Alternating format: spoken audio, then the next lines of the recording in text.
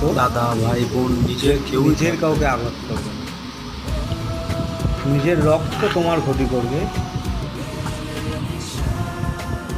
এদেরকে দেখলে এরা তোমার ক্ষতি করবে না। বিশ্বাস থাকবে তার।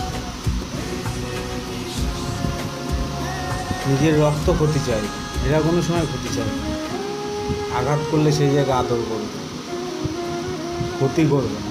এরা এমন একটা জিনিস, এই যে একটু রাগ দেখিয়েছে সেই জায়গায় আদর করছে। আর নিজের রক্ত, নিজের ভাই, নিজের মা বাবাকেও ছেড়ে না।